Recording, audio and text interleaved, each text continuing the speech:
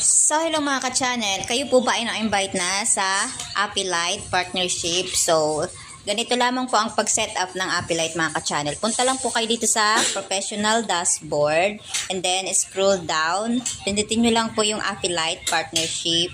Ayan. Si Apilite po ay, ang kanilang program lang ay, ang partnership lang po ni Facebook ay si Shopee. So, wala pa siya kay Lazada. So, pindutin lang po natin tong Get Started. Ayan. Discover product you could earn with Shopee Apilite. Share Shopee product with your audience. Earn commission on their purchase. Discover new product. Inspire with Shopee. Share and seamless.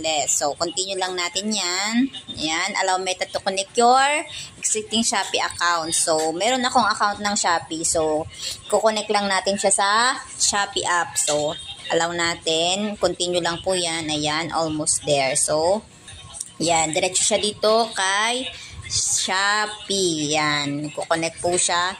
Ano po ako dito kay Apilite, sabi ni dito 1 month pa daw maaprobahan. So, hindi ko po alam kung approve na po ako dito kay Apilite. So, ayan.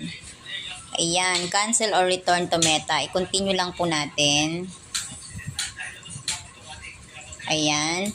Your Shopee Apilite registration is pending. Kasi nga, pending po siya mga ka-channel kasi wala pang 1 month ako nag-register doon kay Shopee. Kasi tinanggal ko po yung Shopee ko. Kasi Lazada po talaga usually yung ginagamit ko pag nag-shopping ako online. So, kakabukas ko lang ulit nung aking ng Shopee ko. So, kaka-register ko lang siya sa Apilite kaya wala pa. So, meron pa siyang 3 days currently reviewing registration information. This may take 3 days. Visit Shopee to view your registration status. So, dan lang po natin yan mga ka-channel. So, ayan, tapos na. Thank you for watching mga ka-channel.